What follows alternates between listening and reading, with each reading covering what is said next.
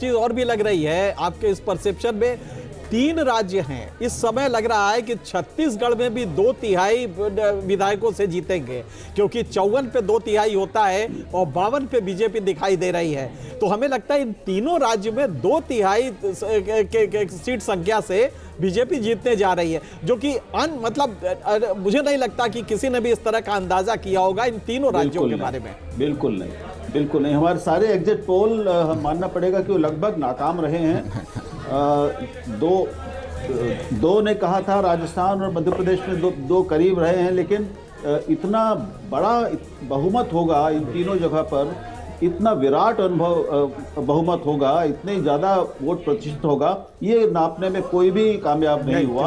और मानना पड़ेगा कि उन सबको अपने भीतर भी मूल्यांकन, उनका एक अपना पुनर्मूल्यांकन करना पड़ेगा कि उनकी तकनीक में और उनके एल्गोरिदम्स में क्या समस्या है। अच्छा योगेंद्र यादव जी, ये जो राहुल जी कह रहे हैं वहीं से उठा के ले चलते हैं, क्या इस जो अभी ट्रेंड्स हैं जो अब अगर परिणाम में बदलते हैं, तो इसी को लेकर जो समीक्षा चल रही है, इसमें क्या माने कि इस बार ना ही देवी देवताओं को बीच में लाया गया, ना हिंदू कार्ड या पोलराइजेशन की कोशिश की गई। इस बार तो छत्तीसगढ़ में महादेव ऐप था, भ्रष्टाचार का मुद्दा था, दूसरी तरफ लाडली योजना की काउंटिंग कराई जा रही थी कि कितनी अच्छी योजना है एमपी में, राजस्थान में महिलाओं की सुरक्षा का मुद्दा था, भ्रष्टाचार का इशू था। यानी इस बार तो मुद्दों पर लड़ाई हुई, इस बात को आप मान रहे हैं कि नहीं मान रहे, और शायद ये कन्वर्जन उसमें दिख रहा है।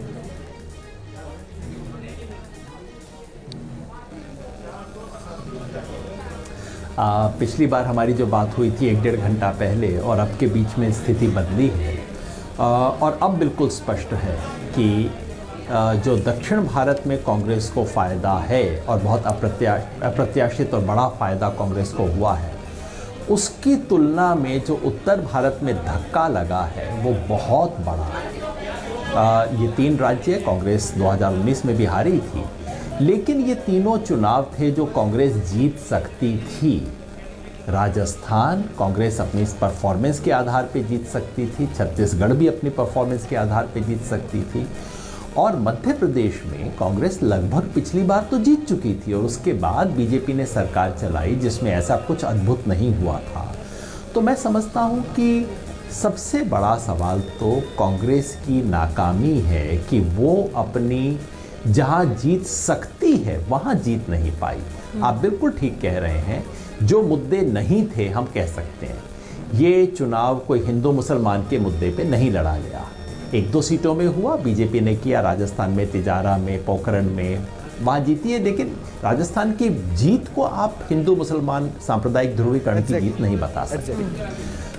मैं नहीं समझता कि ये केवल नरेंद्र मोदी जी की जीत है। नरेंद्र मोदी पॉपुलर हैं, लेकिन उनके पॉपुलर रहते हुए उनकी पार्टी राज्यों में से चुनाव हारती रहती है। बंगाल में हारी, कर्नाटका में हारी, पंजाब में हारी, लेकिन केवल उनकी जीत नहीं बताया जाना चाहिए। जैसे कि अगर वो राजस्थान और मध्य प्रदेश में, यदि राजस्थान छत्तीसगढ़ में बीजेपी हार जाती तो मुझे विश्वास है उसे नरेंद्र मोदी जी की हार नहीं बताया जाता। मैं समझता हूँ कि हमें इसे वहाँ की जो स्थानीय राजनीति के समीकरण हैं उसमें देखना होगा। जैसे तेलंगाना की हार को, बीजेपी की हार को मोदी जी की हार नहीं बताया जा सकता। इसमें हमें अलग अलग राज्यों की स्थिति देखनी होगी। मध्य प्रदेश के बारे में ईमानदारी से कहूँ तो मैं अभी भी आपको एक पूरी एक्सप्लेनेशन नहीं दे पा रहा जी। बीजेपी कोई 8% से आगे है इस वक्त कांग्रेस की तुलना में। ये इतना बड़ा फासला तो जमीन पे दिखाई देना चाहिए। आपके पास कोई साधारण सड़क पे चल रहा हो तो उसको दिखना चाहिए। पूर्व केंद्रीय मंत्री मुख्तार अब्बास नकवी हमारे साथ इस वक्त जुड़ चुके हैं। नकवी साहब, बहुत स्वागत है, मुबारकबाद। अभी दे दूं या इंतजार करना होगा? ये खुशी तो तिगनी हो चुकी है आप लोगों की। छत्तीसगढ़ अनएक्सपेक्टेड सरप्राइज गिफ्ट मिला है आज।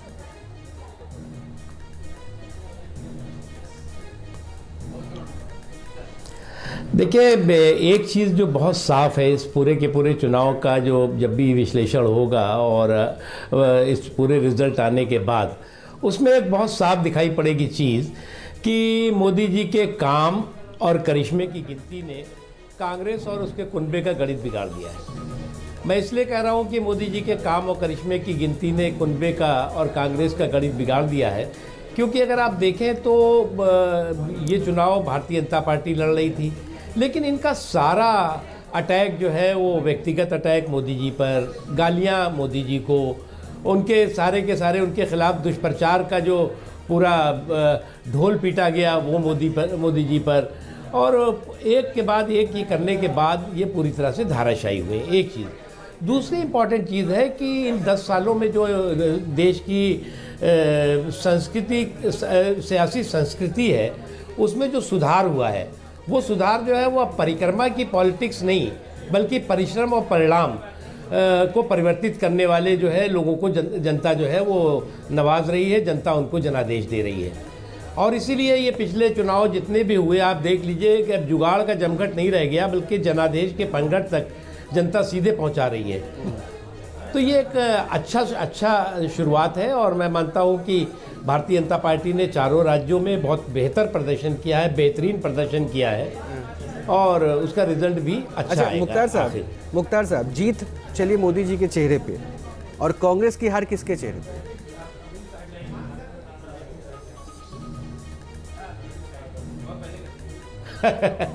ये तो कोई कांग्रेस का लीडर बताएगा, लेकिन मैं इतना कह सकता हूँ कि कांग्रेस के तर्कों की कंगाली ने जो है वो जो पार्टी कभी मुल्क की पार्टी हुआ करती थी, धीरे धीरे वो मोहल्ले की महंगी होती जा रही है।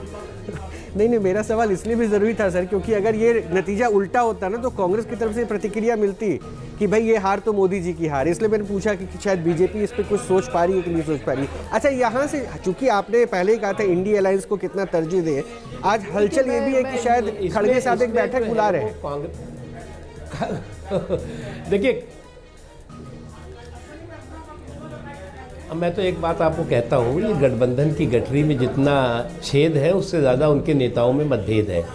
इस छेद को रफू करने, मतभेद को रफू चक्कर करने में इन्हें अभी 20 साल लगेगा, क्योंकि सभी लोग जानते हैं, जो साथी भी हैं उनके। अभी चुनाव में आपने देखा मध्य प्रदेश में समाजवादी पार्टी का क्या बयान था कि कांग्रेस पार्टी तो ठगों का ठठेरी बाजार है, ऐसा कोई सगा नहीं जिसको कांग्रेस ने ठगा नहीं। तो इसलिए जो है वो इनको अगर लगता है कि इस तरह के सुल्तानी सपना देख रहे हैं तो वो सुल्तानी सपना भी जो है वो सुहा हो जाएगा, चारों खाने चित होगा। जी, लेकिन मुख्तार साहब, अब तो क्योंकि तीनों राज्यों में आप लोगों की जो बढ़त है वो उसने कमोवेश स्थिति पूरी साफ कर दी है। सवाल मेरा आपसे ये है कि अब अगला सवाल लोगों के मन में ये है कि इन तीनों राज्यों के चेहरे कौन हैं। मैं मध्य प्रदेश की बात करूं तो यहाँ पर तो इस जीत का क्रेडिट शिवराज सिंह चौहान को खुद आप लोग भी दे रहे हैं, प्रधानमंत्री के साथ साथ। तो क्या अब कुछ और नया हम देखेंगे, कोई नया एक्सपेरिमेंट देखेंगे? क्योंकि ये सब तो हमने देखा है अनप्रिडिक्टेबल रहा है हमेशा से जब नए चेहरे की बात आती है।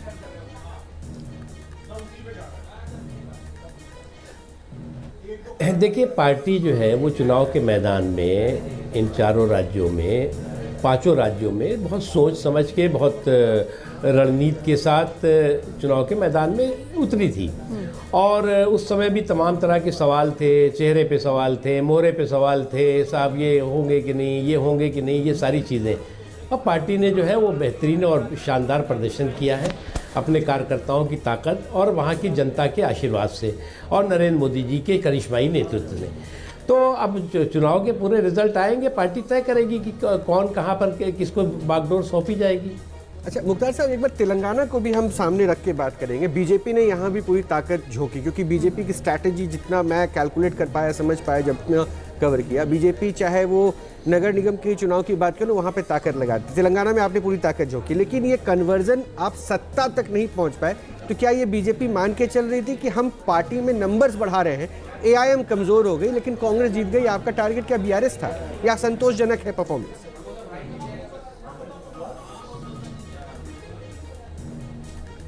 देखिए, भारतीय जनता पार्टी में 2014 के चुनाव के प्रबंधन का काम मैंने देखा, 2019 के चुनाव का प्रबंधन देखा, उससे पहले भी देखा, चुनाव लड़ाया भी और लड़ा भी। भारतीय जनता पार्टी हर समय जो चुनाव होते हैं, चाहे वो पंचायत के चुनाव हो, चाहे लोकल बॉडीज़ के चुनाव हो, चाहे विधानसभाओं के हो, चाहे लोकसभा के हो, चाहे बाई इलेक्शन हो, पूरे जुनून और जज्बे के साथ, पूरे सफलता के संकल्प के साथ चुनाव के मैदान में उतरती है। और तेलंगाना में भी हम उसी संकल्प के साथ चुनाव के मैदान में उतरे। अब ये तो हम कभी नहीं एक्सपेक्ट करते कि पार्टी जो है वो 100% हर जगह बीजेपी ही जीतेगी और जनता किसी और को वोट नहीं देगी। हम तो बहुत डेमोक्रेटिक तरीके से हमेशा सोचने वाली पार्टी है। इसलिए जो वहाँ पर जनादेश जनता देगी उसको वो सर माथे पे, जो अन्य जगहों पर जनादेश देगी वो उसका स्वागत है। मुख्तार अब्बास नकवी जी, छत्तीसगढ़ के लिए इतना एक्सपेक्ट किया था क्या? ऑनेस्टली आंसर मैं चाहती हूँ आपसे, क्योंकि जो पोल्स कह